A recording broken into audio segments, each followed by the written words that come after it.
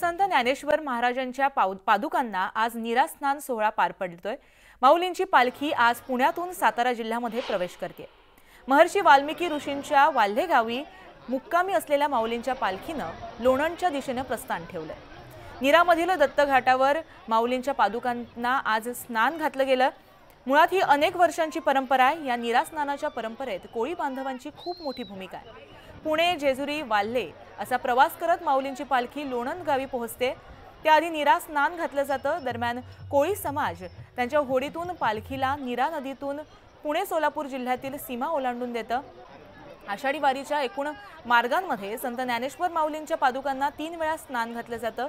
सगळ्यात आधी आळंदीहून प्रस्थान होण्याआधी माऊलींच्या पादुकांना इंद्रायणी नदीत स्नान घातलं जातं। त्यानंतर आज नीरा स्नान सोहळा जो आहे तो पार पडतोय। तर सरते शेवटी पंढरपूरमध्ये पोहोचल्यावरती चंद्रभागा नदीमध्ये पादुकांचं 3रा स्नान सोहळा पार पडतो।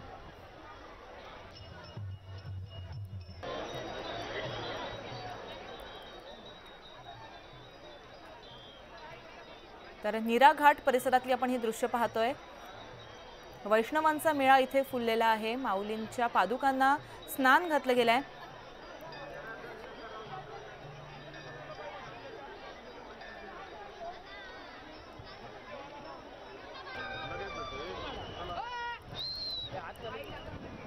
तर संत ज्ञानेश्वर महाराजांच्या पादुकांना आज नीरा स्नान सोहळा जो आहे तो पार पडतोय। माऊलींची पालखी आज पुण्यातून सातारा जिल्ह्यामध्ये प्रवेश करते।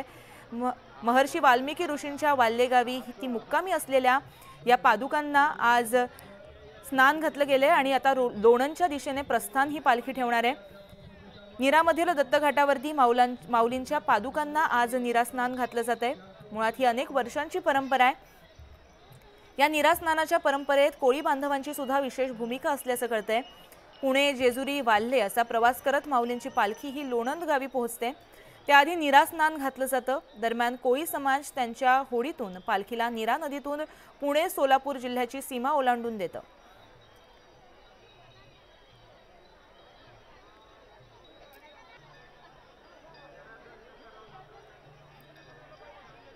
दरम्यान कोळी समाज जो आहे तो या संपूर्ण पादुकांच्या स्नान सोहळ्यामध्ये एक विशेष त्यांची भूमिका असते आणि कोळी समाज त्यांच्या होडीतून पालखीला नीरा नदीतून पुणे सातारा असं जिल्ह्याची सीमा जी आहे ती ओलांडून देतं आणि त्यापुढे मग ही पादुका आणि नंतर ही जी पालखी आहे ती मार्गक्रमण करते।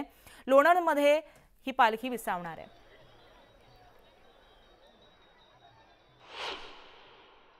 कैवल्य साम्राज्य चक्रवर्ती महाराज ज्ञानेश्वर माऊलींचा पालखी सोहळा नीरामध्ये दाखल झाल्यानंतर इथे एक मोठा उत्साह असतो, ऊर्जा असते। आपण बघतोय माऊलींच्या पालखी सोहळ्याचा विसावा या नीरामध्ये असल्यानंतर या पंचकृषीतले लाखो ग्रामस्थ जे आहेत ते माऊलींच्या पादुकांचं दर्शन घेण्यासाठी म्हणून इथे आलेले असतात आणि आपण बघतो की बेलभंडारा उधळणे असेल किंवा एकंदरीत ज्या सगळ्या प्रथा आहेत ते इथे पाळल्या जातात। विसाव्याला आल्यानंतर जेव्हा माऊलींच्या पादुका इथे विसावा घेतात त्याचं दर्शन तर नागरिक घेतातच, मात्र पालखी सोहळ्यासोबत असलेले असंख्य वारकरी देखील या ठिकाणी काही काळ विसावा घेतात। मात्र या ठिकाणचा नीरातला सगळ्यात महत्त्वाचा जो उत्सव आहे, एक सोहळा आहे, तो आहे श्रींच्या पादुकांना महास्नानाचा। आणि दुसरा महत्त्वाचा इथला टप्पा आहे जो सुरू होतो या पालखी सोहळ्यातला, तो म्हणजे पुणे जिल्ह्यातून हा पालखी सोहळा पुढे सातारा जिल्ह्यामध्ये जातो आणि म्हणून ग्रामस्थांमध्ये, भाविकांमध्ये मोठा उत्साह असतो। खरं तर नीरेमध्ये महास्नानाचा एक पर्व इथे अनुभवायला मिळते। शेकडो वर्षापासून तुम्ही ग्रामस्थ हा सोहळा इथे अनुभवता, काय तुमची भावना आहे?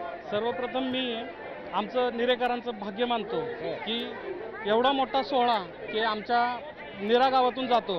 तर या नीरा गावचं असं वैशिष्ट्य आहे की शेकडो वर्षापासून माऊली ज्यावेळेस पंढरपूरकडं रवाना होतात त्या टायमिंगला त्यांनी जे नीराचे जे आपलं दत्त घाट आहे त्या ठिकाणी त्यांनी स्नान केलेलं आहे। तीच परंपरा आज शेकडो वर्षापासून आजही अबाधित आहे।